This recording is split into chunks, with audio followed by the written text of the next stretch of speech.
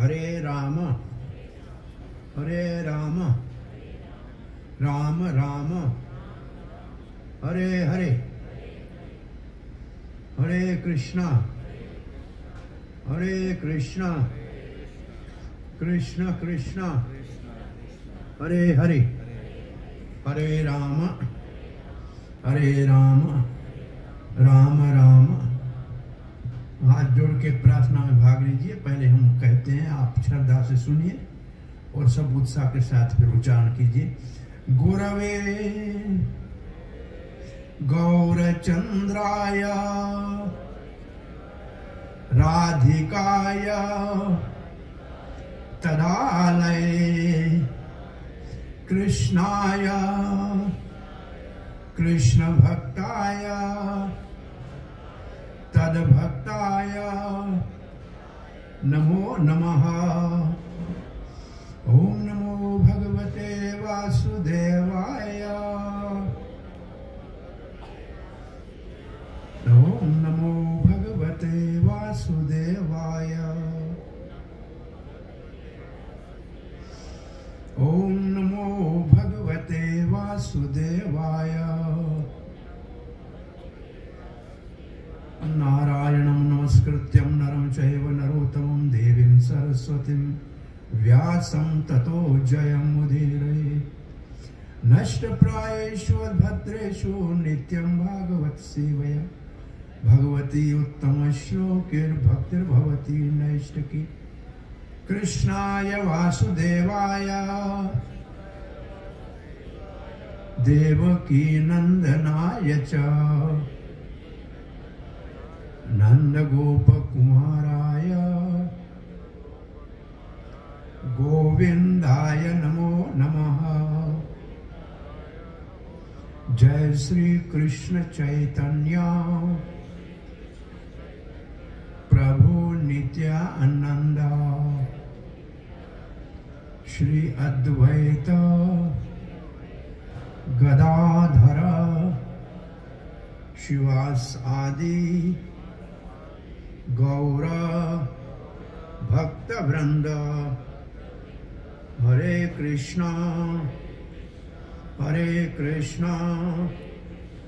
कृष्ण कृष्ण हरे हरे, हरे राम राम राम हरे हरे। अंतर्राष्ट्रीय कृष्ण भावना अमृत संघ संस्थापक आचार्य श्री कृष्ण कृपा मूर्ति अभय चरणाद भक्ति वेदांत स्वामी श्री प्रभुपाद की अपार कृपा से, जिन्होंने श्रीमद् भागवत जैसे भगवान श्री कृष्ण के वाणी के रूप में अवतार ग्रंथ को अंग्रेजी भाषा में अनुवाद करके पूरे विश्व के कल्याण के लिए सारे रात जाग कर प्रकाशित किया और भागवत धर्म का विश्व में स्थापना किया, उनकी कृपा से यहाँ आज फरीदाबाद के 16A सेक्टर में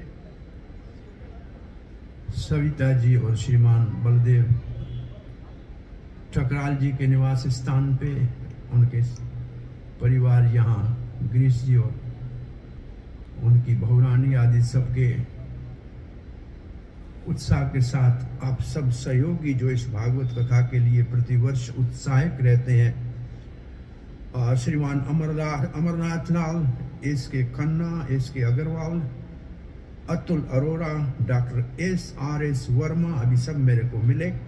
मालाएं हमने पिलाई पहनाई, हम एक अकेला भार उठा के बैठे हैं, इन्होंने उतार दिया है। हरे कृष्णा। और R.D. वर्मा और विमलेश मोंगिया, आशुतोष गोयल, V.B. महेंद्रा, सरवन गांधी और J.M. बत्रा, ये सारे सज्जन मिलकर भगवान श्री कृष्ण की प्रसन्नता के लिए राधा कृष्ण की प्रसन्नता के लिए, राधा श्याम सुंदर की प्रसन्नता के लिए और अपने जीवन में सदा ही मंगल की कामना, शुभ की कामना, मानव जन्म के परम लक्ष्य को प्राप्त करने के उत्साह के साथ वार्षिक भगवान के शब्दों के रूप में अवतार श्रीमद् भागवत के विशेष लीलाओं के श्रवण का अनुष्ठान करते हैं। आज इस दामोदर कार्तिक मास, जिसको राधा रानी का महीना कहते हैं, इस कार्तिक महीने को कहते हैं ऊर्जा व्रत, और ऊर्जेश्वरी है राधा रानी का नाम। तो ये महीना कृपामयी, दयामयी राधा का रानी का महीना है, और उसको कहते हैं बरसाने वाली। इसका मतलब वो उसकी कृपा सदा बरसती रहती है, बस हमको उसको लेने के लिए अपनी झोली को फैलाना चाहिए। उसकी कृपा की वर्षा में कोई कमी नहीं है। और ये राधा रानी के विशेष रूप से दीप अर्पण कर एक दिया मात्र अर्पण करने से हमारे जीवन में उजाला हो जाता है। ऊर्जेश्वरी राधा का ये महीना है। और इसके बाद जो मार्गशीर्ष महीना आता है वो श्री कृष्ण का महीना है। इसके एकदम बाद आएगा मार्गशीर्ष। मासानाम मार्गशीर्षो अस्मि, भगवान ने गीता में कहा है। तो ये दोनों, वैसे सभी कुछ भगवान का है, परंतु जैसे सदा दुकान आपका तो खुलता है, लेकिन दिवाली में सेल लगती है, दिवाली में ज्यादा समय आप देते हैं। कारोबार तो वही है, लेकिन दिवाली के समय सब कहते हैं उत्सव के समय है, तो दुकान भी ज्यादा समय खोलते हैं और सेल भी लगाते हैं। ऐसे ये हर सभी 12 महीने भगवान के हैं, परंतु ये भगवान के सेल के महीने हैं। इसमें लाभ ज्यादा है, काम थोड़े करने से ज्यादा लाभ मिलता है। तो ये विशेष भगवान का कृपा का महीना है, राधा कृष्ण की कृपा का महीना है। हम कृष्ण कथा सुनने के कुछ लाभ परीक्षित महाराज के मुख से कहे गए हैं। तो आज हम श्रीमद् भागवत के दसम स्कंद, पहले अगर आपको हम ये बता दें कि श्रीमद् भागवत में 12 स्कंद है। जैसे एक वृक्ष होता है ना, उसकी बड़ी बड़ी मोटी डालियां होती हैं ना, ऐसे भागवत कल्प वृक्ष है। कल्प वृक्ष का मतलब जो सबकी इच्छा पूरी करने वाला, उसके 12 शाखाएं हैं बड़ी बड़ी, उसको कहते हैं स्कंद, 12 स्कंद। वैसे 335 अध्याय है सब मिलाकर। तो 12 स्कंदों को भगवान श्री कृष्ण का स्वरूप कहा गया है। पहला और दूसरा स्कंद भगवान के 2 चरण कमल हैं। सभी भगवान के चरण कमल की कृपा को प्राप्त करना चाहते हैं, क्योंकि चरण कमल को भागवत में शंकर, ब्रह्मा आदि देवताओं ने कहा है, भगवान आपके चरण कमल नौका है, नाव है संसार सागर को पार करने की। भगवान के चरण कमल ऐसी नौका है, नाव है। नाव, नौका सब जानते हैं, उसमें चढ़ते हैं तब पार होते हैं ना। भगवान के चरण के ऊपर चढ़ना नहीं है, भगवान के चरण का मात्र ध्यान करना है। सुंदर भगवान के 10 नख चंद्र, जो भगवान के चरणों के नाखून है ना, उनको चंद्रमा कहते हैं, पूर्ण। और 10 नख चंद्र, उसकी छटा का ध्यान करने मात्र से ये संसार सागर छोटे गाय के बछड़े के खुर के अंदर जितना पानी होता है उतना छोटा हो जाता है, और उसके ऊपर तो बच्चा भी फलांग के जा सकता है। तो वास्तव में भागवत के चरण कमल जो पहले 2 स्कंद है, वो भगवान के नौका है, जिसका मात्र ध्यान करने से संसार सागर सुकड़ जाता है और कोई भी पार कर सकता है। तीसरा और चौथा स्कंद भगवान की जांघें हैं। ये स्कंद विशेष रूप से इस सृष्टि में पहले जो एक पुरुष और एक स्त्री प्रकट हुई, ब्रह्मा जी के सीधे हाथ की तरफ से एक व्यक्ति प्रकट हुआ, उसका नाम हुआ मनु। वो बिना मां के पैदा हुआ, इसलिए उसका नाम हुआ स्वयंभू मनु, अपने आप प्रकट होने वाला। और मनु, और उस मनु से हमारा नाम हो गया मानव। हम सब मनु की संतान है, तो मानव हमको कहते हैं। और ये सीधे हाथ की तरफ से ब्रह्मा जी के, वो वाम भाग की तरफ से ब्रह्मा जी से एक सुंदर पहली स्त्री उत्पन्न हुई, उसका नाम हुआ शतरूपा। शतरूपा का मतलब सत्य का रूप। ये पहले दो स्त्री और पुरुष इस धरती के ऊपर प्रकट हुए, और ब्रह्मा जी ने कहा अब आप एक दाम्पत्य जीवन को शुरू करो और सृष्टि को बढ़ाओ। तो इनके दो पुत्र पैदा हुए। बड़े का नाम था प्रियव्रत और छोटे का नाम था उतानपाद। 3 पुत्रियां उत्पन्न हुई। देख लो, संसार की सृष्टि में कन्याएं 3 हैं पहले, और पुरुष 2 हैं। संसार का नेम है कन्याओं की वृद्धि होती है, हमेशा ज्यादा होती है, पहली सृष्टि है। 3 पुत्रियों के नाम बड़े अद्भुत हैं, देवहूति, आकुति, प्रसूति। 3 पुत्रियां और 2 पुत्र हुए। तो इनके वंश का वर्णन तीसरे, चौथे और 5वें स्कंद में इसका वर्णन है। इसका मतलब ये सारा शरीर का ढांचा जिसके ऊपर टिका हुआ है, वो तीसरा और चौथा स्कंद भगवान की जांघें हैं।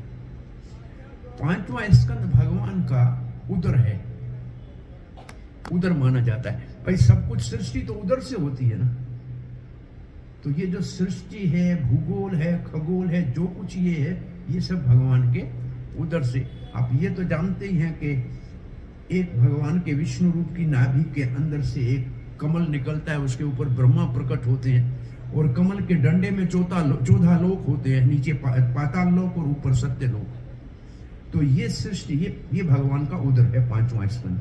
6ठा स्कंद भगवान का वक्ष स्थल है, छाती है, इसमें दिल होती है, और जो सबसे स्नेह करती है, सबका पोषण करती है, सबका रक्षण करती है, तो ये 6ठा स्कंद भगवान का वक्ष स्थल है।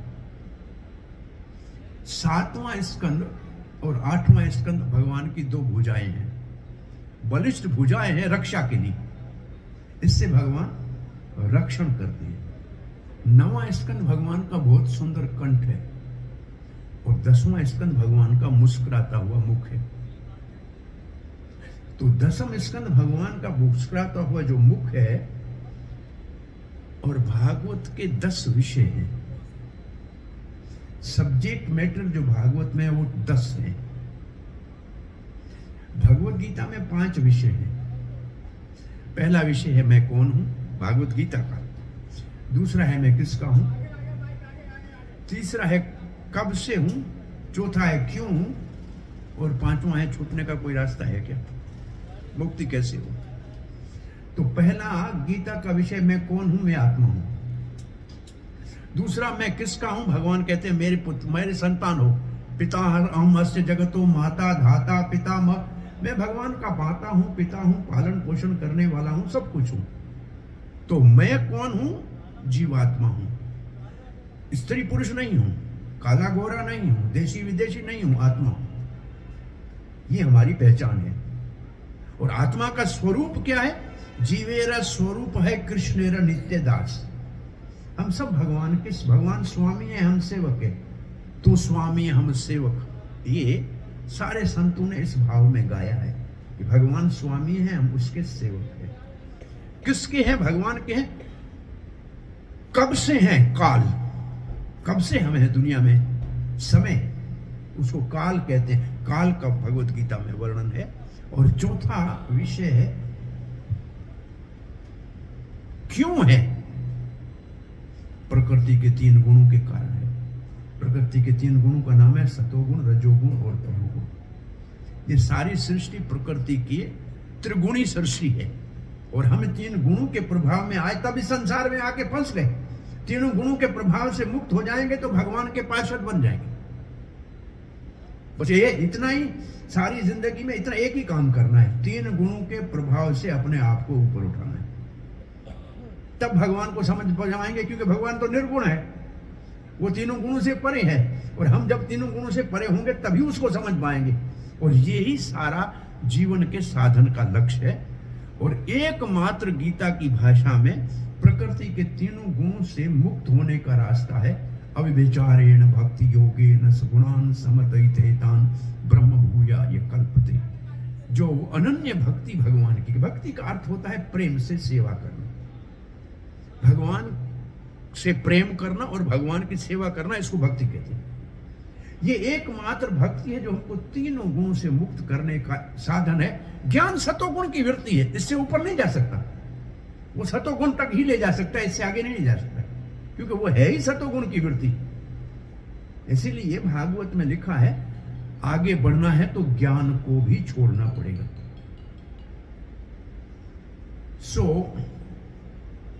चौथा विषय कौन सा बताया गीता का?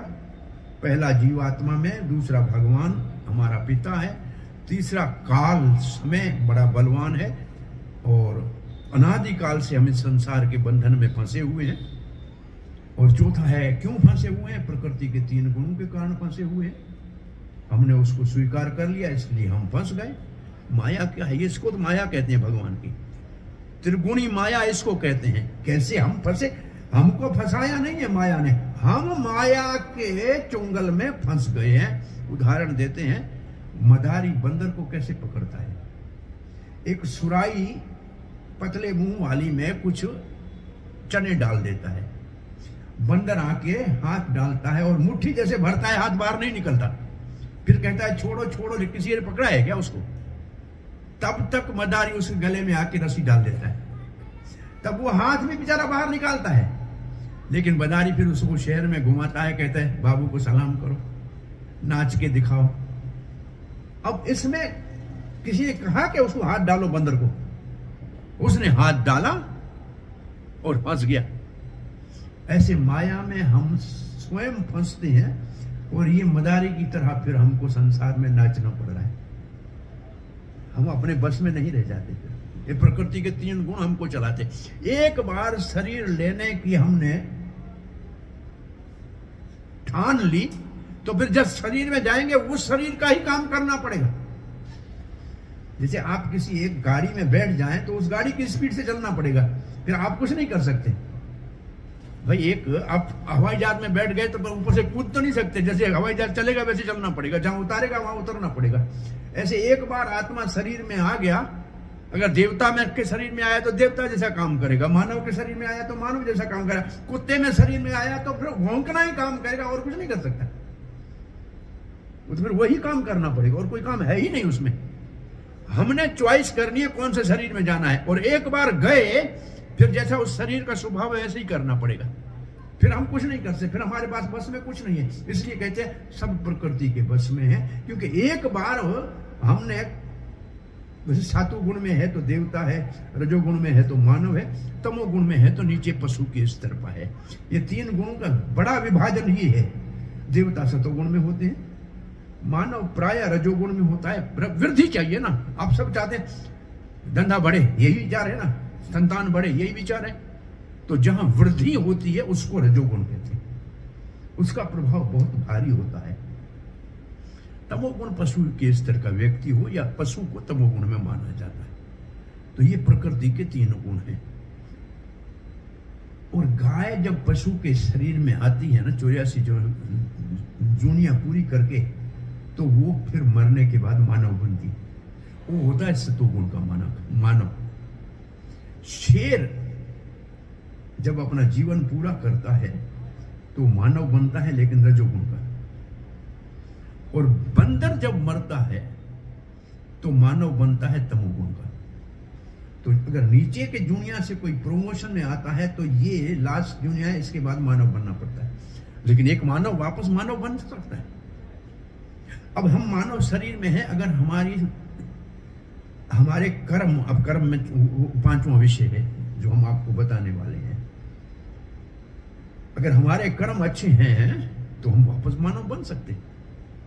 उसमें कोई नहीं रोक। ऊर्ध्व गच्छन्ति सत्त्वस्ता मध्यम तिष्ठति राजसा अधो गच्छति तामसा। सतोगुण में है तो देवता बन जाएंगे, राजसिक प्रभाव है तो मानव बन जाएंगे वापस। तो हमारे ऊपर है, हम निर्णय करने वाले हैं कि हमको भविष्य में क्या बनना है। ये सोचने की बहुत अच्छी बात है। हम आपको एक उदाहरण दे दिया, बहुत सरल उदाहरण देते हैं। एक राज्य का एक नियम ये था कि 1 वर्ष तक आपको राज दिया जाएगा। राज करने के बाद 1 साल आपको उतार के दूसरे को राजा बनाएंगे।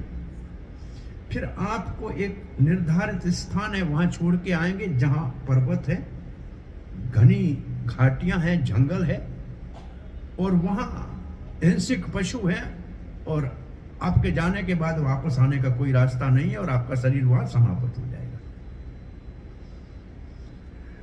और ये सिलसिला चल रहा था। एक राजा जब राजा बना तो उसने कहा भाई इसके बाद हमें छोड़ोगे कहां 1 साल के बाद? बोला यहां छोड़ेंगे। बोला चल के दिखाओ, मेरे साथ कुछ सैनिक चलो, कुछ सेवक चलो। वहां जब पहुंचे तो कहा कि सैनिक ऐसे करो, यहां जितने भी हिंसक पशु हैं, असुरी प्रवृत्ति वाले, सबको भगा दो या मार दो। और सर्वे को कहा यहां एक अच्छा महल बनाओ, बगीचे लगाओ, जलाशय बनाओ, फल वाले पौधे लगाओ। 1 साल में उसने ये सब काम वहां करा दिए। जब इसके उतरने का समय आया राज से, तो दूसरे को राजा बनाया, हाथी के ऊपर चढ़ा के इसको उस जगह छोड़ने जा रहे थे। ये हंस रहा था। आज तक जो गए हैं सब रोते गए हैं, आप हंस क्यों रहे हो? बोला मुझे मालूम है जहां आप ले जा रहे हो वहां पहले ही मैंने व्यवस्था कर रखी है। वहां मैंने अपना बड़ा अच्छा हवा महल बना रखा है, वहां मैंने जलाशय बना रखे हैं, उद्यान बना रखे हैं, और वहां फल फूल लगे हैं। इसलिए मुझे अब वहां कोई चिंता नहीं है। वहां जहां आप मुझे भेज रहे हैं वहां शांति से रह जाऊंगा। तो ये उसने बुद्धिमानी क्या की कि जहां उसको जाना था वहां पहले व्यवस्था कर रखी। राज करने में ज्यादा नहीं फंसा, अपने भविष्य की व्यवस्था करने में फंसा। ऐसे हम इस मानव जन्म में अपने भविष्य की व्यवस्था अगर कर लें कि कहां जाना है, वहां का सामान कुछ इकट्ठा कर लें, तो फिर जाते हुए दुख नहीं होगा, हंसते हुए चले जाएंगे, क्योंकि हमें मालूम है जहां जा रहे हैं वहां सुविधा सब बनी हुई है। तो ये जो है बुद्धिमानी है। सो प्रकृति के गुणों के कारण हम संसार में बंधे हैं। चौथा विषय। 5वां विषय है हमारे मुक्त होने के लिए सिर्फ हमारे को एक चीज हमारे हाथ में है। देखो आत्मा में हम कुछ परिवर्तन तो ला नहीं सकते, परमात्मा भी हमारे बस में है नहीं, प्रकृति भी अपने काम अपने समय के ऊपर करती है, उसको भी हम बदल नहीं सकते। काल भी किसी के हाथ में नहीं आता है। काल तो किसी रुकता नहीं है। तो ये 4 को तो जैसे है ऐसे समझना है। 5वां कर्म हमारे हाथ में है, वो अनादि नहीं है, वो बहुत समय से चल रहा है, लेकिन उसमें परिवर्तन किया जा सकता है। तो हमारे सत्संग का मुख्य उद्देश्य है हम अपने कर्म में परिवर्तन लाएं। ये हमारे हाथ में है, और उसको हम परिवर्तन करके अपना भविष्य बना सकते हैं। तो एक तो मुख्य बात यह कि हमारे हाथ में सिर्फ कर्म। इसलिए गीता का ये बड़ा प्रसिद्ध श्लोक है, कर्मण एव अधिकारस्ते मा फलेषु कदाचन। तुम्हें कर्म करने का अधिकार है, फल तुम्हारे हाथ में नहीं है। फल तुम्हारे हाथ में नहीं है, इसका अर्थ ये नहीं कि आपको फल मिलेगा नहीं, लेकिन फल देने वाले आप नहीं हो। जैसे सामान्य उदाहरण आपको दे दे, बच्चे हैं स्कूल में जाते हैं, परीक्षा देने का अधिकार है क्या?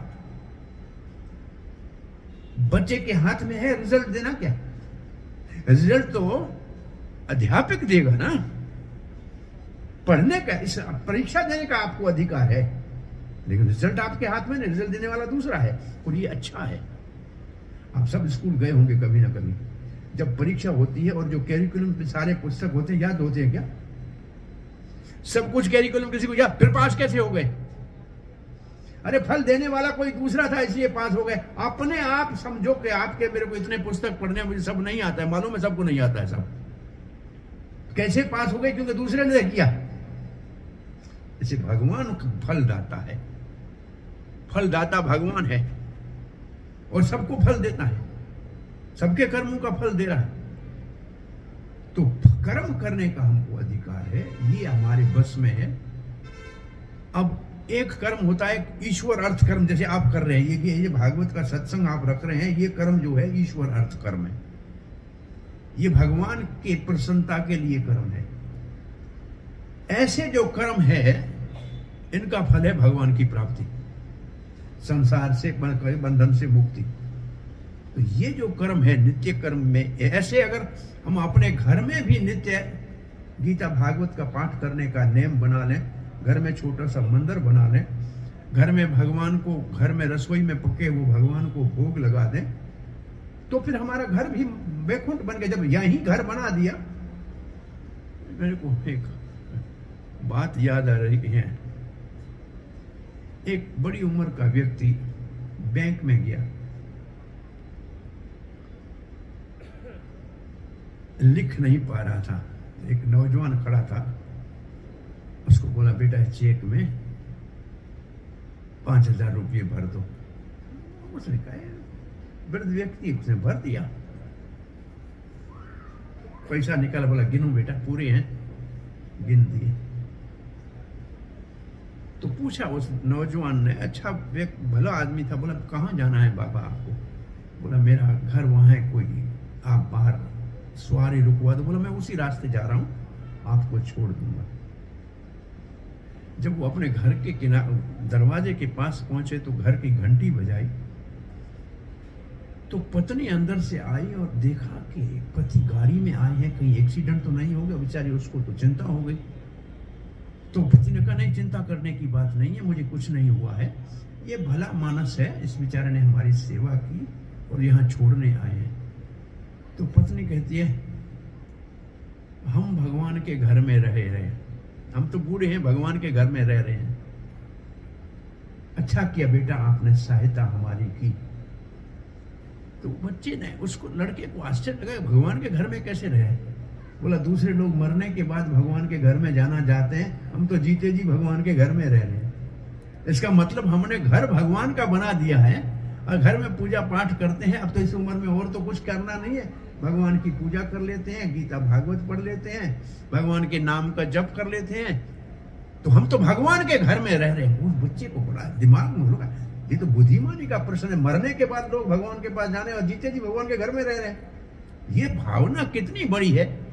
जैसे ऊपर लिखा है यहाँ राधा कुंज, राधा राधा क्या है, राधा श्याम कुंज क्या लिखा है, घर का नाम क्या लिखा है, राधा राधा कृष्ण कुंज। अब इसका मतलब हम तो भगवान के घर में रह रहे हैं जी। अब घर का मालिक भगवान हो गया, जिसकी लाखों लक्ष्मी सेवा करते हैं, उसको कोई कमी होगी क्या दुनिया में? उसके पास किसी चीज का संकट क्यों आएगा? तो घर भगवान का बना दो ना, हम उसमें रहने वाले सदस्य बन जाएं, तो जीते जी भगवान के घर में रह रहे। मरने के बाद पता नहीं कौन कौन सोचता है जाएगा कि नहीं जाए, जीते जी तो रह रहे।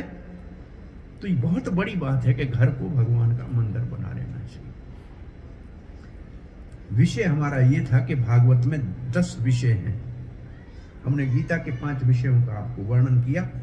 अच्छा लगा आपको? प्राय इस प्रति आप कभी सोचा कि ये 5 गीता के विषय कैसे हैं? आप सब लोगों को अच्छा लगा?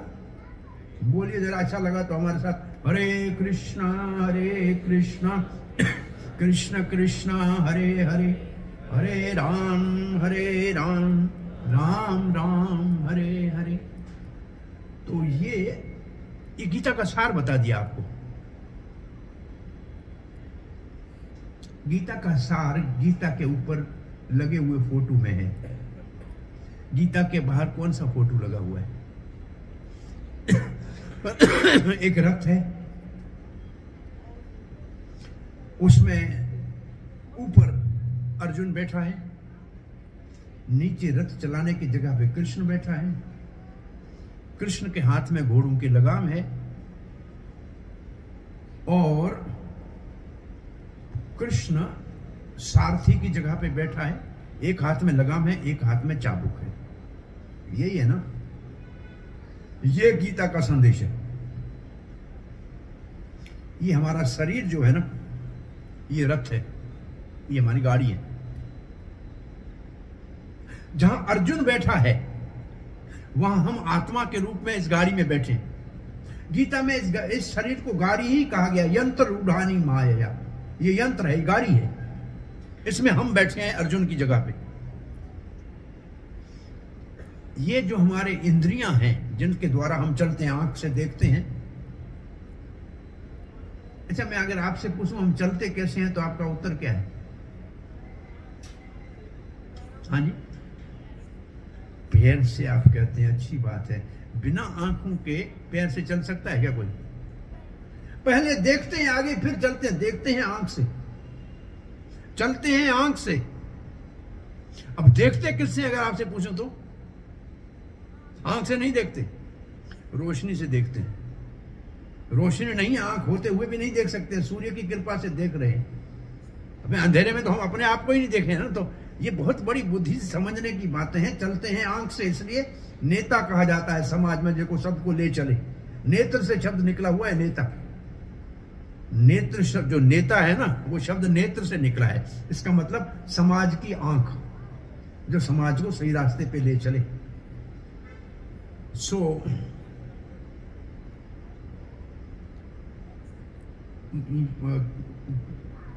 शरीर हमारा रथ है, हम सारथी। अब हम रथी, मतलब रथ का मालिक इसके अंदर हम हैं, जीवात्मा। ये हमारी इंद्रियां, आंख है, नाक है, कान है, जीवा है, त्वचा है, पांव है, हाथ है, ये घोड़े हैं। इसी के द्वारा चल रहे हैं ना। एक बड़ी अच्छी कहावत है, मन जाए तो जाने दो। कहां जाएगा बिना इंद्रियों के? बिना कमान के तीर कहां जाएगा? बाहर जा सकता है क्या तीर बिना कमान के? अच्छा, गोली आपके हाथ में पड़ी हो, किसी को ऐसे बच्चा मारे, कुछ होगा क्या? नहीं होगा ना। बंदूक के अंदर से गोली जाएगी तब काम करेगी। तो ऐसे मन जाए तो जाने दो। क्या करेगा बाहर जाके? मन जाएगा कैसे? मन जाएगा तो इंद्रियों के माध्यम से ना। तो इंद्रियों से उठो ही मत, तो मन कहां जाएगा बेचारा? अपने आप बैठ जाएगा। कहां जाएगा? मानो आपको, मैं मान के लगा नहीं मेरे को आज जाना है, वहां गोलगप्पे खाऊंगा, वहां गोलगप्पे खाऊंगी, वहां जाऊंगा, उस खाना। अरे तो शरीर से उठो ही नहीं तो मन क्या करेगा? मन कैसे जाके खाएगा? तो बहुत बड़ी कहावत है, मन जाए तो जाने दो, शरीर को अपने बस में रखो। मन कहां जाएगा? अपने आप लौट के वापस आएगा, जा ही नहीं सकता है बाहर। तो ये मन जो है, ये है लगाम। हमारा मन जो शरीर में है ना, ये लगाम है।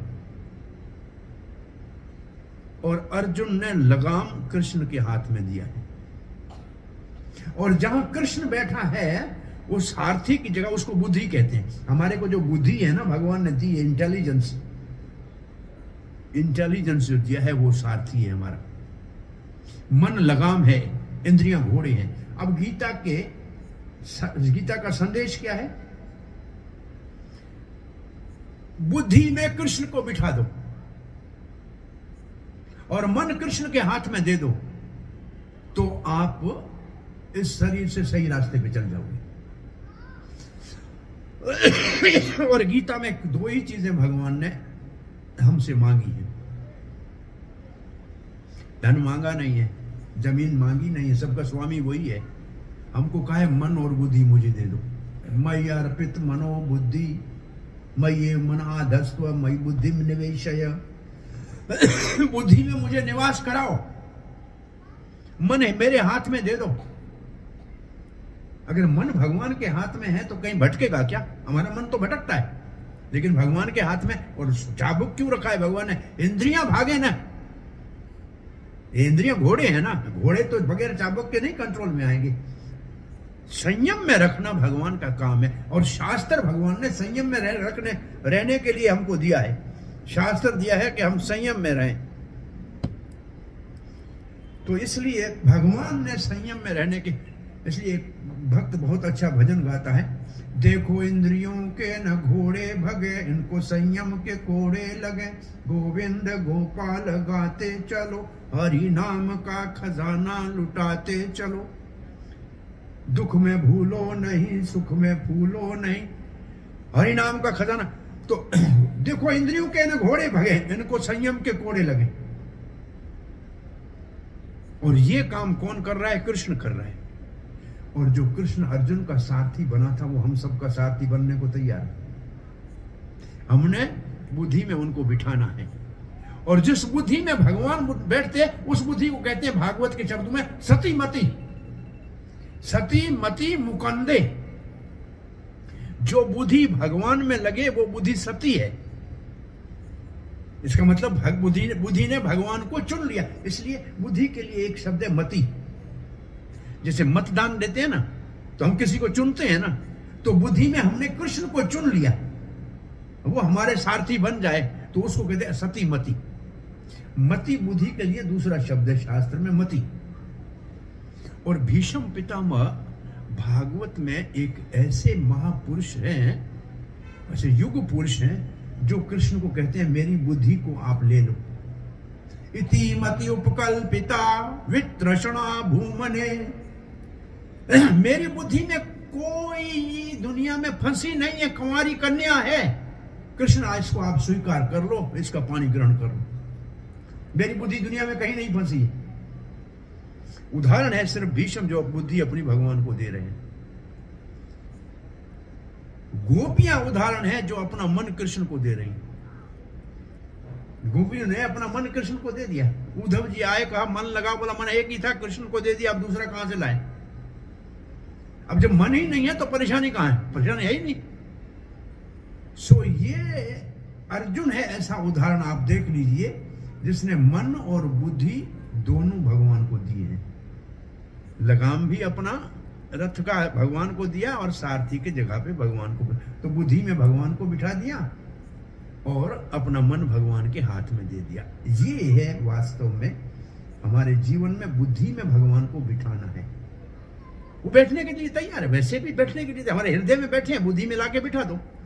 हमने मत में किसको, मति हमारी किसको चुन रही है दुनिया में? धन को चुन रही है इस वक्त में, संतान पुत्र परिवार को चुन रही है। ये हमारी बुद्धि तो इसी में अटकी हुई है ना अभी दुनिया में, तो इसी की जगह पे भगवान में अटक जाए। वैसे भी दुनिया की दृष्टि से एक व्यक्ति अपने जीवन की कहानी सुना रहा है।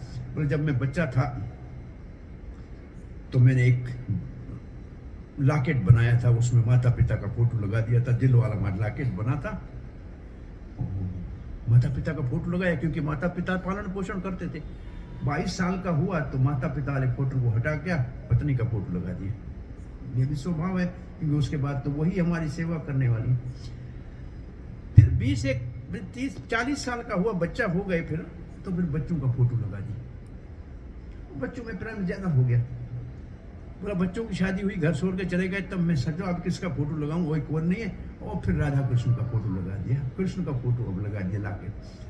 तो किसी संत ने कहा, भाई तुम्हारे पहले ही हृदय में भगवान बैठा हुआ था, तुमने ये दूसरे दुनिया के फोटो बाहर लगाने के लिए प्रयास क्यों किया? वो पहले से बैठा, उसी का पहले से लगा के रखते ना, बदलते क्यों है रोज? हम भी ऐसे, ये हमारी बुद्धि है जो ऐसे अपने हृदय में किसी को बचाती है थोड़ी दिनों के लिए, फिर वो अपने आप निकल जाता है, आपको प्रयास नहीं करना पड़ता है। अब देखा है, आप बड़े हैं, माता पिता, एक समय आया आस्ते आस्ते निकल गए। एक आया समय बच्चे भी अपना हमको छोड़ के चले जाएंगे, रिश्तेदार बहन भाई वो भी छोड़ के चले जाएंगे। ये दुनिया का नियम है। वो चाइना का एक महा है कि अंगूठी इस उंगली में क्यों पहनाई जाती है? वो एक ऐसे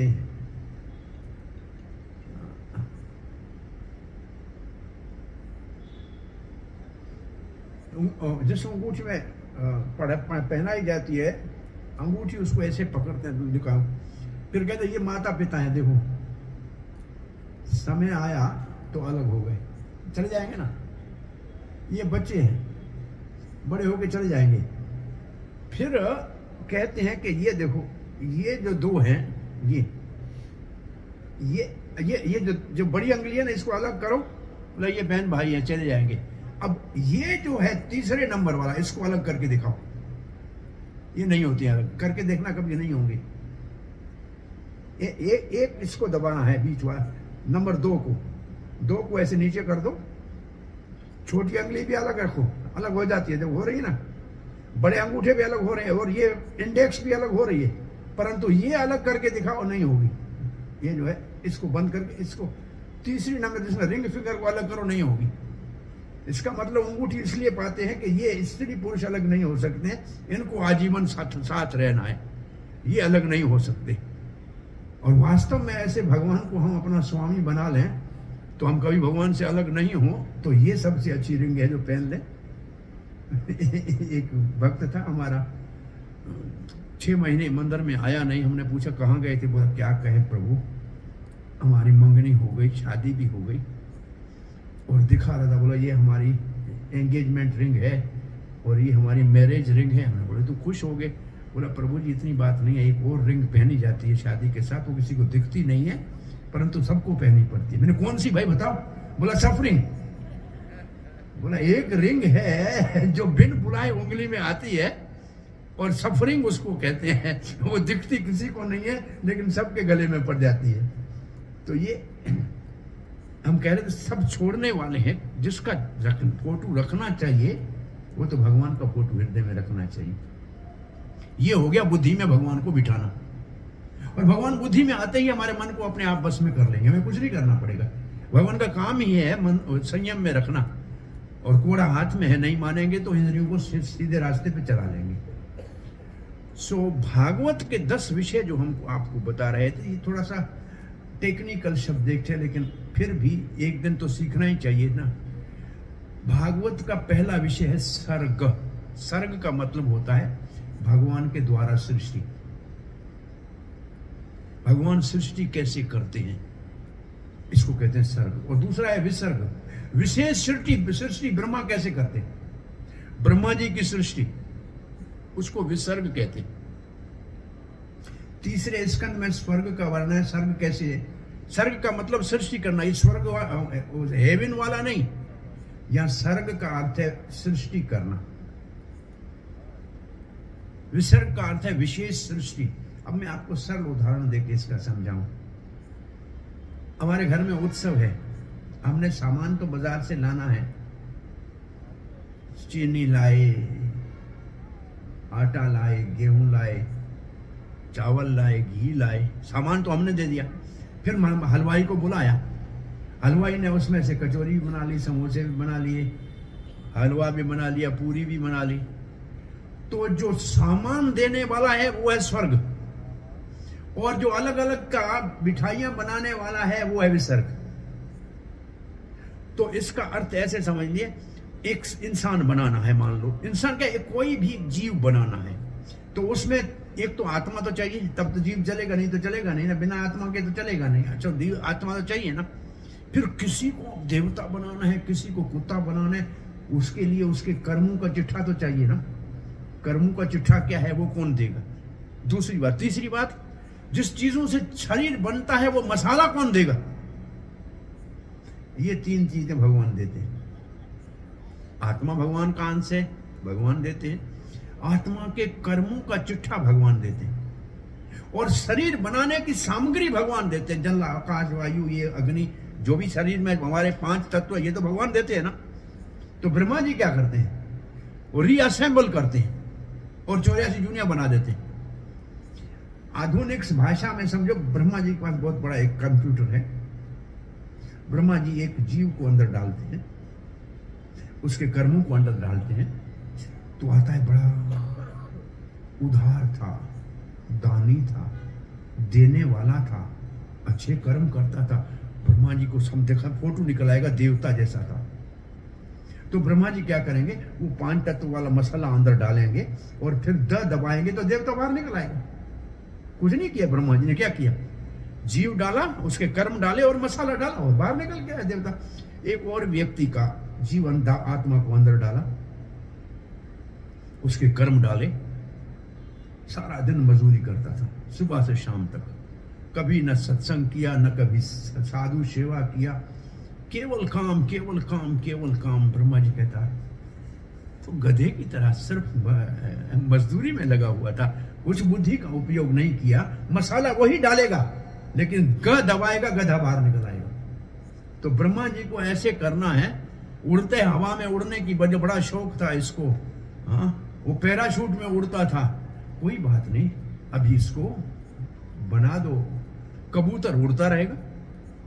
नहीं नहीं, ये तो सर्फिंग करता था, पानी के ऊपर चलने का प्रयास कर। कोई इसको मछली मगरमच्छ बना दो, वो तो चलता ही रहेगा ना बाद में। अभी काय के लिए मानव जन्म को व्यर्थ गंवा रहा है?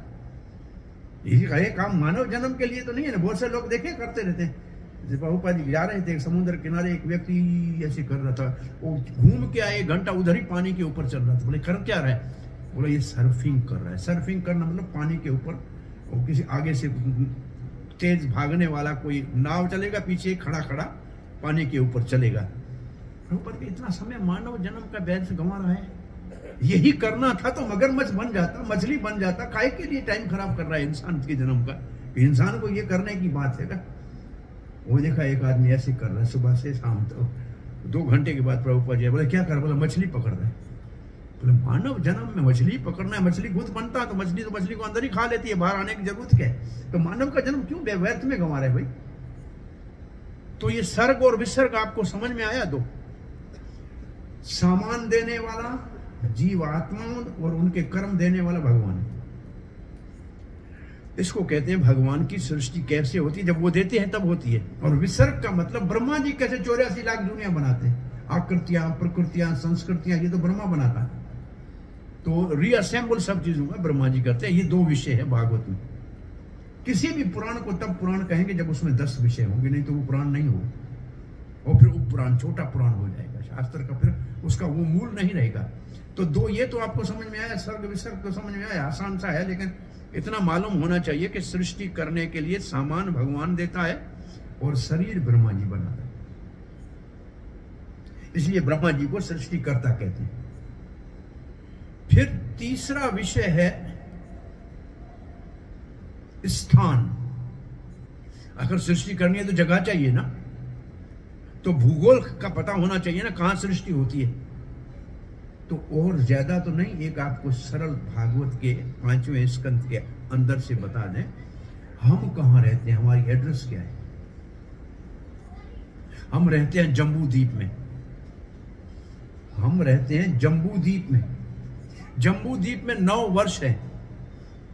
9 वर्ष है, उनमें से एक वर्ष है, उसका नाम है भारतवर्ष। हम भारतवर्ष में रहते हैं। लेकिन भारतवर्ष का एक हिस्सा है, उसको कहते हैं भारत खंड। हम भारत खंड में रहते हैं। आपने कहा कभी ब्राह्मण घर में आता है, एक संकल्प पढ़ता है, सुना है? जम्बू द्वीपे भारतवर्षे भारत खंडे आर्यावर्ते फरीदाबाद नगरे, ऐसा सब कहेगा। ये हमारी हम कहां रहते हैं, इसको कहते हैं, क्या कहते हैं? स्थान। तो 5वें स्कंद में भूगोल का सारा वर्णन है और खगोल का वर्णन है, सूर्य मंडल का वर्णन है, तारा मंडल का वर्णन है और नरकों का वर्णन है। इसको कहते हैं स्थान, लीला। आखिर दुनिया कैसे चलती है, कहां रह कहां रहे हैं, बन कहां रहे हैं, ये दुनिया कहां समुद्र है, कहां सूखा है। ये पूरा खारे पानी से घिरा हुआ दुनिया पूरी, इसका नाम भारतवर्ष है। शास्त्र की दृष्टि से ये सब भारतवर्ष है। उसके अंदर जहां हम रह रहे हैं, इसको भारत खंड कहते हैं। भारतवर्ष का एक भाग भारत खंड है। अब आज भी अगर सोचे कि और दूर नहीं जाए, हमारे अपने जीवन में 70 साल पहले भारत का ये नक्शा तो नहीं जो था जो आज है। वो बर्मा से लेके, बांग्लादेश से लेके, पाकिस्तान से लेके अफगानिस्तान तक, ये तो भारतवर्ष ही था। ये तो 70 साल पहले पुरानी बात कह रहे हैं। और महाराज भरत के, एक महाराज भरत ऋषभदेव का बेटा है। ऋषभदेव भगवान का अवतार है। उसके नाम भरत से इस पूरी भूमंडल का नाम भरतवर्ष पड़ा, जिसका पहले नाम इलावर्त वर्ष होता था। बहुत दूर न जाए तो कम से कम जब भगवान श्री कृष्ण इस धरती के ऊपर थे, तब ये सारा मिडिल ईस्ट जो था ना, इराक का राजा था मामा शल्य, जो नकुल और सहदेव का मामा था, वो इराक का राजा था। ये पूरा मिडिल ईस्ट जो है, ये पांडव काल में, कृष्ण काल में, कृष्णकालीन भारत में ये सारा भारत का हिस्सा था। ये तो सबको मालूम है कि गंधारी कंधार से आई थी, काबिल और कंधार, वहां से तो शादी हुई थी धृतराष्ट्र की। दुर्योधन का ननियाल जो है तो काबिल है, कंधार है। और एक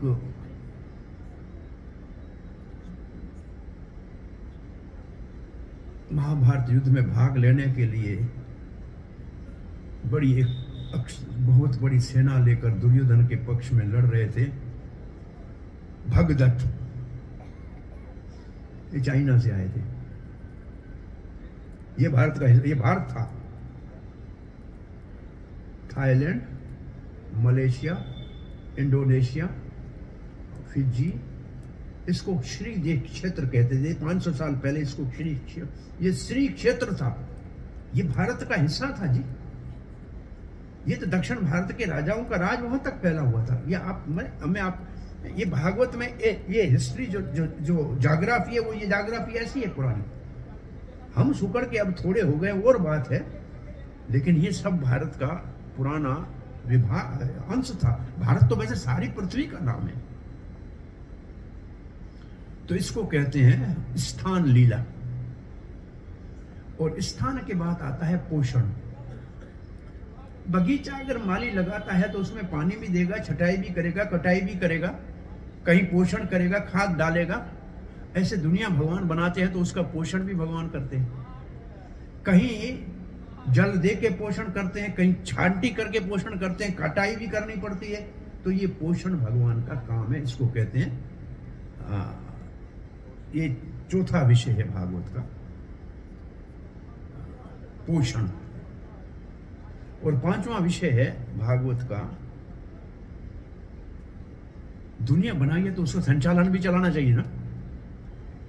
तो संचालन का कोई सिस्टम होना चाहिए ना। ब्रह्मा जी के एक दिन को कल्प कहते हैं, और उस एक ब्रह्मा जी के दिन में 14 मनुओं का शासन होता है। ब्रह्मा जी के एक दिन में 14 मनु बदलते हैं, जैसे हमारे 5 साल के बाद सरकार बदलती है ना। ब्रह्मा जी के एक दिन में 14 मनु बदलते हैं। आज 7वां मनु चल रहा है। ब्रह्मा जी के 50 साल पूरे हो गए हैं। 51 साल का पहला दिन है, और उसका भी मध्य अभी 7 मनु गए, मतलब दोपहर हुआ है आज इस वक्त जो मनु चल रहा है विवस्वत मनु। ये विवस्वत मनवंत्र ये भी कहते हैं। आपने कभी ब्राह्मण के संकल्प में सुना होगा, विवस्वत मनवंत्र। मनवंतर चल रहा है इस वक्त विवस्वत। तो ब्रह्मा जी का ये 51 साल का पहला दिन शुरू हुआ है। अभी 50 साल और जो जिएंगे ब्रह्मा। 100 साल ब्रह्मा की आयु होती है। और इसमें संचालन ये मनु चलाते हैं, जो 14 आते हैं, इसको मनवंतर कहते हैं। और हर एक मनु के प्रशासन में एक भगवान का अवतार होता है, उसको कहते हैं मनवंतर अवतार। उसके साथ एक इंद्र को चुना जाता है, जो एडमिनिस्ट्रेटिव डेमीगॉड बनता है। एक देवता बनता है इंद्र। वो जो योग्य होता है, जिसने 100 अश्वमेध यज्ञ किए हो, वो इंद्र के पद के लिए अधिकारी होता है। इंद्र का दूसरा नाम है शक्कर। शक्कर का मतलब 100 अश्वमेध यज्ञ करने वाला। कर्तु कहते हैं यज्ञ को। 100 सा का मतलब 100। और 7 ऋषि चुने जाते हैं, जो धर्म का मार्ग बताते हैं। 7 ऋषियों की चुनना, एक इंद्र को चुनना, ये काम भगवान के अवतार का होता है। और हर मनवंतर में ये होता है। अब 7वां मनवंतर चल रहा है, इसको कहते हैं भगवान ने जो सृष्टि बनाई है तो उसका संचालन भी बनाते हैं मनवंतर के द्वारा। फिर विषय है ईशानु कथा। नहीं, एक और विषय है। मनवंतर हो गया, और मनवंतर के बाद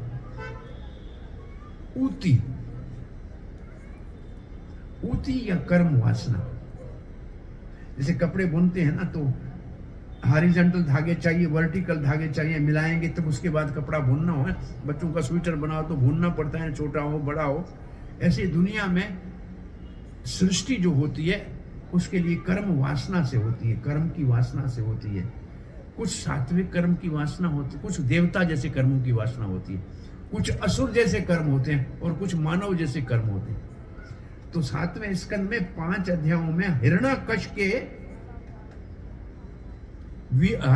के स्वभाव के अनुसार असुर लोगों की वासना कैसी होती है उसका वर्णन है। सदा रहना चाहेगा। हिरण्याकशिपु शब्द का अर्थ है, हिरण का मतलब सोना, और कशिप का मतलब है गदा। अच्छा गधा चाहिए अयाशी के लिए, और धन चाहिए, सोना चाहिए। ये वृत्ति जो है, और सदा रहूं, ये है असुरी वृत्ति। 5 अध्यायों में प्रहलाद महाराज का चरित्र है, वो देवताओं जैसी वृत्ति है। और 5 अध्यायों में वर्ण आश्रम का वर्णन है। ब्राह्मण, क्षत्रिय, वैश्य कैसे जीते हैं, सन्यासी, ब्रह्मचारी, ये मानवीय वासना है। तो ये सृष्टि कैसे बनती है, उसमें कौन से आधार पे, भाई किसको देवता क्यों बना दिया, किसी को मानव क्यों बना दिया, उसके पीछे कर्म की वासना है। कर्म की वासना समझना चाहिए, तो ये भी एक विषय है। अगर समझना चाहिए तो कभी इसको समझाया जाए। मैं और निकाला तो आज के लिए दूसरा विषय था, लेकिन ये विषय आ रहे हैं, पता नहीं आपको, आपके काम के हैं, इसको करना हो या इसको छोड़ के आगे चलो। ये जानकारी भागवत की विशेष जानकारी है। कभी कभी 6-7 दिन जो पढ़ने आते हैं उनको सिर्फ ये 10 विषय पढ़ाने में हमको लगता है। जो शास्त्री, भक्ति शास्त्री व भक्ति वैभव पढ़ने आते हैं उनको ये सारा समझाना पड़ता है कि कैसे। तो ये मन फिर है मनवंतर, जो हमने कहा शासन चलता है। हर मनु जो है ना, कोई विशेष 8वें स्कंद में है। एक मनु ने नियम चलाया कि दुख हो, तकलीफ हो, संकट है तो भगवान की प्रार्थना करनी चाहिए। एक मनवंतर की शिक्षा ही है। फिर है कि जब भगवान दे सब कुछ है तो उसको दान करना चाहिए। और तीसरा, वचन दिया है तो उसका पालन करना चाहिए, हर हाल में पालन करना चाहिए, कोई भी रोके। ये 8वें स्कंद में गजेंद्र मोक्ष की कथा है। संकट आ गया तो भगवान को पुकारा तो गज को ग्रह से फंद चुड़ायो। और फिर 10 अध्यायों में समुद्र मंथन की कथा है। उसके अंदर से 14 रत्न मिले, लक्ष्मी निकली जो सबका पालन पोषण करती है, उसने भगवान विष्णु को वर्ण कर दिया।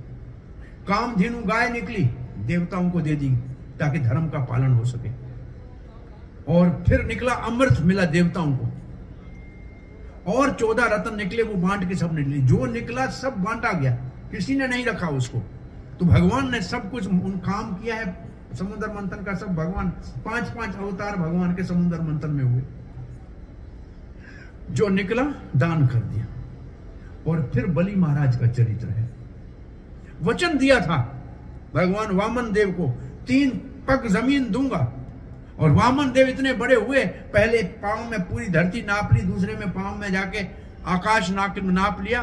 वो अंगूठा पानी का जाके ब्रह्मांड के पर्दे को छेदन किया। और उसके पीछे जो कारण सागर का जल है, उसने भगवान वामन के अंगूठे को धोया सीधे पानी के। और वो अंगूठे से धोया हुआ पानी नीचे गिरा भगवान का। वो ब्रह्मा जी ने अपने करमंडल में रख दिया, शंकर जी ने अपने जटाओं में धारण किया, और उसी को गंगा कहते हैं। गंगा का अवतरण ऐसे हुआ है, अवतार धरती पे। तो ये भगवान वहां तीसरे पांव के लिए जगह नहीं थी। बलि महाराज ने वचन दिया था 3 पांव दूंगा। बोला महाराज और कुछ नहीं, मेरा सर पड़ा है, इसके ऊपर चरण अपना रख लो। क्योंकि ये धरती मैंने अपने बल से कमाई है, और ये स्वर्ग मैंने अपने कर्मों से कमाया, लेकिन मैं इनको कमाने वाला तो मैं बैठा हूं ना, तो मेरे सर के ऊपर पांव रख दो। इसलिए बलि महाराज को आत्मनिवेदन की भक्ति का आचार्य मानते। ये 8वां स्कंद है भागवत का। इसको कहते हैं मनवंतर में संचालन चलाओ तो धर्म का नियम चलाओ। और ये 3 नियम है मुख्य रूप से। और फिर आता है ईशानु कथा। ये विषय है भागवत का, ईशानु कथा। भगवान और भगवान के भक्तों की कथा सुननी चाहिए, उससे हृदय पवित्र हो जाएगा। कितना हृदय पवित्र हो जाएगा, ये श्लोक है आज का हम पढ़ते हैं। लेकिन उस पढ़ने से पहले और विषय खत्म कर दें। इसके बाद विषय है मुक्ति, निरोध और आश्रय। 11वां स्कंद मुक्ति का है, 12वां स्कंद निरोध का है, 10वां स्कंद आश्रय है। 9 स्कंद, 1 स्कंद 10वें के आधार है, सब उसी के ऊपर निर्धारित है। और 10वें स्कंद को कहते हैं भगवान का मुखमंडल और आश्रय। हमको यहां से बात शुरू करनी थी, लेकिन इसकी भूमिका में हमको इतना समय आपके साथ जो है वार्ता करने में लग गया। ये कुछ कठिन तो नहीं लगा आपको, मुश्किल तो नहीं लगा? बताइए जरा क्या विचार है आपका। हरे कृष्णा बोलिए, हरे कृष्णा हरे कृष्णा कृष्ण कृष्ण हरे हरे, हरे राम हरे राम राम राम हरे हरे। आपको याद हो न हो, लेकिन जानकारी होनी चाहिए कि शास्त्रों में ये 10 विषय होते हैं: सर्ग, विसर्ग, स्थान, ऊति, मनवंतर, ईशानुकथा, निरोध, मुक्ति और आश्रय। एक श्लोक में सब लिखे हैं। दूसरे स्कंद के 10वें अध्याय के पहले श्लोक में सब ये 10 नाम लिखे हैं, ऐसे के ऐसे। हम कहते हैं 10वें स्कंद के अंदर परीक्षित महाराज पूतना के उद्धार के बाद एक श्लोक पढ़ रहे, उसका हम थोड़ा सा चर्चा करके आज की कथा को विराम देंगे। कल समय से कथा शुरू होगी। पहले दिन हमेशा थोड़ा सा होता है विलंब, फिर भी 4 बजे कीर्तन शुरू हो जाएगा, 4:30 पौने 5 बजे कथा शुरू करेंगे। तब हम 6:45 तक कथा करें, 15 मिनट में दीपदान करें, 7 बजे तक समाप्ति हो तो अच्छा है। तो ये श्लोक में परीक्षित महाराज जो इस पृथ्वी का एक छत्र राजा है, तब और कोई राज नहीं था, रजवाड़े थे छोटे, पूरे देश से उनके चरणों में आके मुकुट से प्रणाम करते थे। वो राजा जब कथा सुन रहा है, वो कह रहे हैं, ये न अवतारेण भगवान हरि ईश्वर करोति कर्म रम्याणि। इसका भगवान जिस जिस अवतार में आते हैं उसके 2 विशेषण लिखे। एक तो हरि, भगवान को हरि क्यों कहते हैं? क्योंकि सबका दुख हर लेते हैं, सबका संकट हर लेते हैं। बोला और हरि का क्या अर्थ है? तो भगवान श्री चैतन्य महाप्रभु कहते हैं दुख हरने के बाद इतना प्रेम देते हैं कि मन भी हर लेते हैं। इसका भगवान का नाम है हरि। और मनोहर, भगवान का नाम है मनोहर, मन को हरने वाला। तो ये हरि जो भगवान है, बोला हरि के साथ और क्या नाम है? बोला ईश्वर है, सबका नियंता है, सबको ये सूर्य चंद्र सब उसकी आज्ञा में चल रहे, वो नियंता है, वो स्वामी है, फिर वो भगवान है। भगवान का अर्थ है प्रेम करने वाला। भगवान का मतलब है जो अपने भक्तों से प्रेम करे। और भगवान का विशेष लक्षण है भक्त वत्सल। भक्त वत्सल का मतलब जैसे गाय को कहते हैं वत्सला, और उसके नवजात बछड़े को कहते हैं वत्स।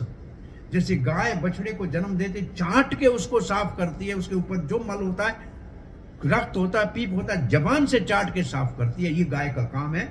जब आपने कभी गाय को, बच्चे को जन्म होते हुए देखा हो, तो गाय उठते एकदम चाट के बच्चे को साफ कर देगी, और बच्चा जब उठ के बछड़ा गाय का दूध पिएगा तब उसको शांति मिलेगी। हमने देखा। तो भगवान अपने भक्तों को ऐसे चाट के साफ करते हैं, उनके अवगुणों को धो देते हैं, और जब अमृत पीने लगते हैं भगवान की नाम का, कथा का, तब भगवान संतुष्ट हो जाते हैं। इसलिए भगवान को कहते हैं भक्त वत्सल। और दूसरा भक्त वत्सल की परिभाषा ये है, गाय जब बछड़े को जन्म देती है ना, तो जहां बछड़ा ले जाओ गाय उसके पीछे पीछे आएगी। ये गाय का धर्म है। गाय आप बच्चा ले जाओ पीछे पीछे आएगी, कुछ भी हो कहीं जाएगी नहीं, उसको बांधो तोड़ के चली जाएगी।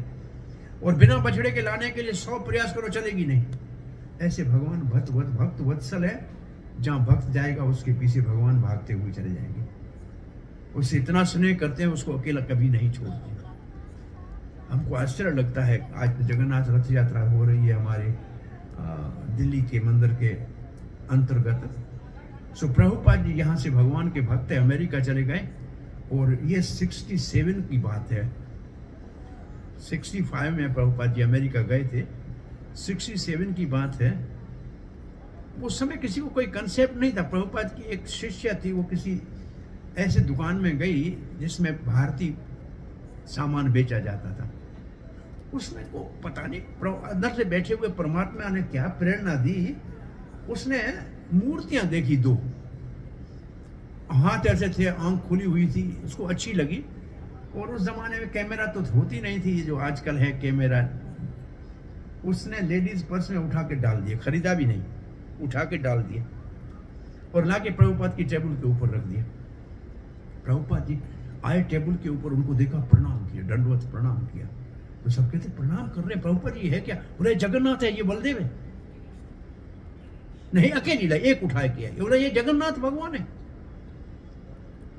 कृपा करके यहाँ कैसे आ गए आप? इसी को उठा के आए पूरे दुनिया में, और क्या भारतीय चीजें में कोई आपको समझ में नहीं आई क्या? ऐसे कह जैसे 2 और थे। बोला हाँ है, 2 खड़े थे, मैंने देखे थे। बोल जाको वो भी ले आओ। और फिर वो समझ, अब तो वो तैयार होके गई और वो 2 और भी उठा के लाई। प्रभुपाद ने कहा ये जगन्नाथ बलदेव सुभद्रा महारानी है और ये बहुत बड़ी रथ यात्रा होती है जगन्नाथपुरी में, और आप ऐसे करो। और उसके लिए लकड़ी जो है वो समुद्र में अपने आप बहती हुई आई थी, तो आप एक बड़े 3 ये मूर्तियां बनाओ। तो उनमें से एक कारीगर था लकड़ी का, वो समुद्र के किनारे गए, उनको कहा एक लकड़ी बड़ी दे दो, और उससे जगन्नाथ बलदेव सुभद्रा की पहली बार मूर्तियां बनी। ये पहली मूर्ति 67 में जगन्नाथ बलदेव सुभद्रा अमेरिका में बनी, और पहली बार रथ यात्रा अमेरिका में निकाली गई, इतिहास में पहली बार। तो भगवान भक्त के पीछे भागते हुए वहां चले गए, और भगवान बड़े पतित पावन जगन्नाथ गए, तो फिर विस्फोट हो गया पूरे विश्व के अंदर। कृष्ण भावना का ये प्रचार इतना बढ़ गया, एकदम रथ यात्रा के माध्यम से लाखों लोग आने लगे, भगवान पीछे भागते हुए चले गए भक्त के। इसको कहते हैं भक्त वत्सल भगवान। तो ये 4 विशेषण देके फिर कहते हैं ऐसे भगवान की कथा सुनने से लाभ क्या है। आज हम सिर्फ नाम गिनेंगे, कल हम इसके ऊपर चर्चा करेंगे। कर्ण रम्याणी, कानों को बड़ा मनोहर लगता है, आनंद मिलता है। कर्ण रम्याणी, रम्याणी शब्द कहां से निकला है? ये खिलौने होते हैं ना, इसको संस्कृत में रमण का बोलते हैं। इसका अर्थ है जैसे बच्चे को खिलौना मिल जाए तो इसको खाना ही भूल जाता है, अपना मान लेता है। ऐसे रम्याणी का मतलब है कान में भगवान की कथा खिलौने की तरह इतना हमको आकर्षित करती है कि उसको छोड़ना नहीं चाहते, उसको अपना मान लेते। मनोज्ञानी, मन को तृप्त करने वाली है, मन को तृप्त करने वाली है। श्री प्रभुपाद ने शब्द अर्थ में लिखा है मनोज्ञानी, वेरी अट्रैक्टिव माइंड, मन को आकर्षित करने वाली है। भाई जो मन को आकर्षित करे तो मन शांत हो जाएगा ना। तो कथा भगवान की मन को शांत करने वाली है। और तीसरा लाभ है यश शृण्वतो अपयति, अगर हम कथा में श्रवण करेंगे तो जो कथा सुनने में पहले रुचि नहीं थी वो एकदम रुचि बढ़ जाएगी। हरि कथा में रुचि बढ़ाने वाली, कथा सुनने से कथा में रुचि बढ़ती है। अरति, रति, रति कहते हैं आरती है ना, आरती, आरती का मतलब दिया नहीं है। भगवान को पहले अंधेरा होता था ना, लाइट नहीं थी बड़ी, तो आरती के द्वारा भगवान का दर्शन होता था। अब ये दक्षिण भारत में जाएंगे ना, मंदिरों के अंदर लाइट नहीं है, आपको कहेंगे आपकी आरती करनी है दीपा, और तब जाके वो भगवान के मुख के पास, चरण के पास ऐसे आरती घुमाएंगे 7 बार, 3 बार चरण के ऊपर, 4 बार छाती के ऊपर, फिर मुख के ऊपर, फिर पूरे शरीर के ऊपर 7 बार। आरती का अपना एक नेम है, उससे भगवान का दर्शन होता है, भगवान का दर्शन करना होता है। तो आरती का मतलब भगवान में रति हो, रति का मतलब है प्रेम, भगवान अपना लगने लगे। तो भगवान में जो अभी आसक्ति नहीं है वो कथा सुनने से भगवान में रति हो जाएगी। और क्या होगा? वित्रषणा, संसार के पीछे जो एक प्रकार की भूख है, प्यास है, ये चाहिए, वो खत्म हो जाएगा, तृष्णा खत्म हो जाएगी। तृष्णा शब्द के लिए संतों ने गाया है, आशा तृष्णा न मरे, मन मरे ममता मरे, मर जाए शरीर। आशा तृष्णा न मरे, ये कभी मरने वाली नहीं है, हम मिलेगा। तृष्णा लगी पड़ी है, ये चाहिए वो चाहिए। तृष्णा मीन्स थर्स्ट, ये जाने वाली नहीं है, वो जाए चली जाएगी। वितृष्णा, तृष्णा समाप्त हो गई। और क्या होगा? सत्वम च शुद्ध्यते अचरेण पुंसः, देर नहीं लगेगी, हमारा अस्तित्व पवित्र हो जाएगा। क्या है अस्तित्व? इसके ऊपर चर्चा कल करेंगे। अस्तित्व पवित्र हो जाएगा, उससे लाभ क्या होगा? भक्ति हरऊ, भगवान के प्रति प्रेम जागृत हो जाएगा, हरि भक्ति अपने आप हमारे अंदर आ जाएगी। बोला पता लगे हरि भक्ति को आ गई, किसे पता लगेगा? तत्पुरुषे च सख्यम, भगवान के भक्तों से मैत्री हो जाएगी, अपने लगने लगेंगे, मित्र बन जाएंगे। तद एव हारम, ये कथा जैसे कंठ का हार है ना, ऐसे कथा फिर हार डाल के हम गले में डाल के घूमेंगे। जैसे ना माताओं को बड़ा अच्छा मंगलसूत्र का हार लगता है, सोने का हार लगता है, ऐसे हार कथा आपके लिए मन का हार हो जाएगी। तदेव हारम वद मन यसे चेत, अगर आप चाहते हैं, हमारे ऊपर दया कृपा करना चाहते हैं, तो आप हरि की कथा बताइए। ये सुखदेव महाराज कह रहे हैं कि आप और कथा बताइए, एक ही कथा भी बताइए पूतना की।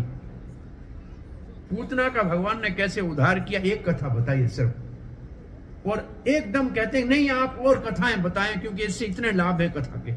तो फिर दूसरी कथा शुरू होती है जिसमें भगवान का नामकरण आएगा, भगवान का नाम कैसे रखा गया, और फिर ये दामोदर महीने में कैसे भगवान उखल से बंध गए, ये कथा इसके बाद है। ये 7वां अध्याय, वो 8वें अध्याय में। तो इन कथाओं का अपन समय के साथ फिर श्रवण करेंगे। मैं समझता हूँ 7 बजे का समय हमने रखा है, तो उसका आदर करें। अब दीप अर्पण करेंगे और आधा घंटा लग जाएगा। तो इसी श्लोक के भावों का और इसके बाद भगवान के लीलाओं का हम आगे श्रवण करेंगे। हरे कृष्णा।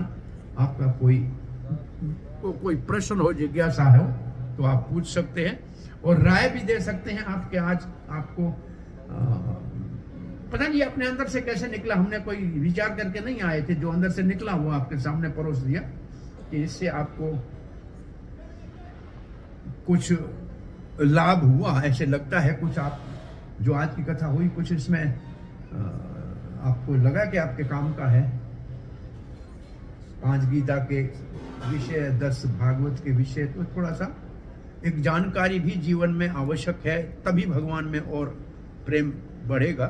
तो ये शास्त्र के कुछ हमने आपको उदाहरणों के साथ, और कल हम इसी 7 विषयों का जो कथा सुनने से लाभ होता है और ये हार कैसे है, इसका वर्णन करके, और इसी के उपरांत जो भगवान की लीलाएं हैं, उन भगवान की लीलाओं का श्रवण करेंगे।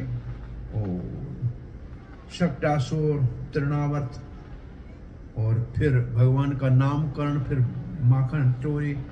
माखन चोरी की कथा आएगी, फिर ये दामोदर लीला आएगी। इतना हम इस सत्र में कर पाएंगे 7 दिन में। तो आप सबको अगर रुचि है तो फिर ऐसे ही करें, ठीक है। हरे कृष्ण, धन्यवाद। तो अब आरती और दीपदान का शुरू करते हैं। Thank you so much.